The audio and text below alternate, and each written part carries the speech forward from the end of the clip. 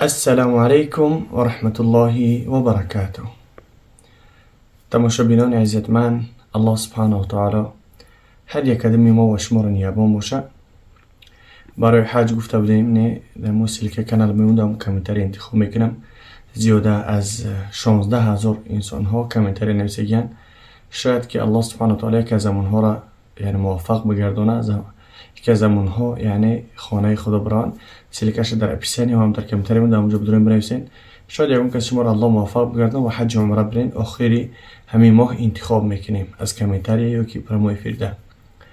المهم که یعنی بسیاری هاتون نسبت حج شهباز یعنی شونمسی الله سبحانه و تعالی نیابانتون باشه.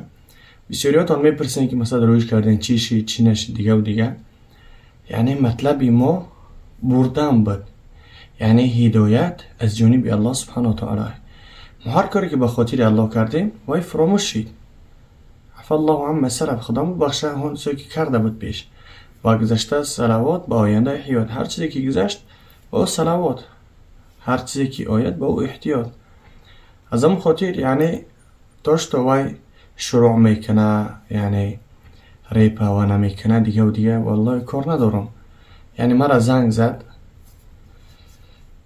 گفت که قاری صاحب مثلا یک مصلحت که یک جای تاقگی باشه که خدید صحبت کنم یعنی گپ زنم. آید یاده چیز گفتم مرحمت. گفتم تو قایم میتونم گپ زدم و گفت که میخوام یعنی شروع کنم ریپ قرضدار شیدم دیگه و دیگه و دیگه. مثلا گفتم خدید مثلا در پیشت بگذارم. تو والله کار ندارم، میکنی نمیکنی هدایت جانبی الله. اگر که بکنی انتخاب در دست های، اختیار در دست های، نکنی اوشن در دست خدای. نیکی گفتم با چی سبب این کار را میکنی؟ گفت قرضدار شدم. گفتم الله سبحانه و تعالی اولش امتحانت میکنه. وقتی که انسان یک کار ترک میکنه بعضی امتحانات پروردگار شروع میشه، سنجشات از جانب پروردگار. لیک گفتم آیا گفتم فکر نکردی که حاضر قرضداری اما در حرام کرده الله سبحانه و تعالی دست بزنی؟ هر اون چیزی که الله نهی کرده است، هر چیزی که الله معنیش کرده، هر چیزی که به خاطر الله ترک کردی، آیا فکر نکردی که غضب الله سبحانه و تعالی بالای تو بیاید؟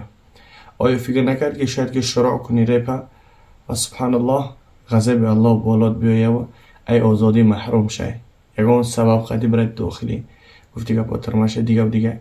یعنی همچون برادروار آره یعنی هم صحبت کردیم شاید مدت یک 20 دقیقه یا 30 دقیقه بود الله اعلم خیلی صحبت کردیم. نگفتم من نمیگم تا که برادر عزیز نخوان و نمیگم تا که بخوان. ما میگم الله هدایتت بده. انک لا تهدی من احببت ولكن الله یهدی من یشاء. آنی که تو بخوای که هدایت به اون هدایت نمیاد، آنی که الله بخواه همون هدایت میاد. لیکن مثال چیزی که دست ما اومد به خاطر الله کمک کردیم یعنی حجش بردیم و هدایت که بیاد الله هدایت میده. و بسیاری مثال میپرسین و اونا با من اکای نه دودرای نه اپای نه خواهر نه گفتی که پدر نه مادر، همچون یک برادر مسلمان یعنی ما قطیش رفت و آی میکردیم.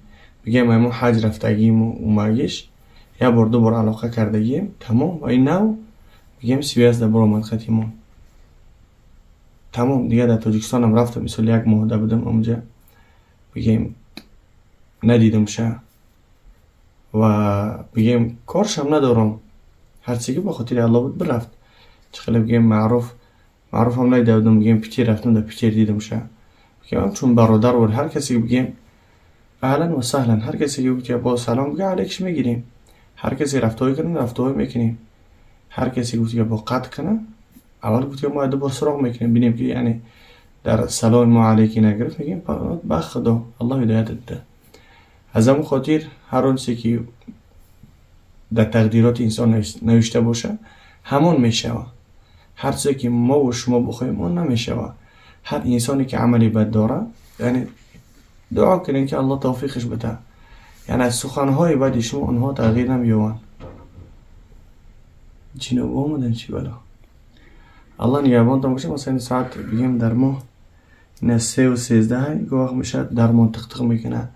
گواه میشه ای بگیم ای بلکن ایسوس و گپ آواز و چق چق پق پقی تایتا میبروین یا شمال یا جنهای مثلا که گواه میشه در پنی میتش خواهیم تق تق تق دم تریزم تق تق میکنه از تلفن که نه بالکن این طرف نه دیگه و دیگه گاه کمتری حالات در ما رخ میده، یعنی غم میتن دیگه. الحمدلله با جز الله از کس دست نداریم، نه از جین، نه از شیطان، نه از انس، فقط تکیه به الله سبحانه و تعالی داریم. هرچه که جانبی الله و ما هم بضارین الا باذن الله، اونها یگان ضرر رسوندن نمیتونه که الله نخواه.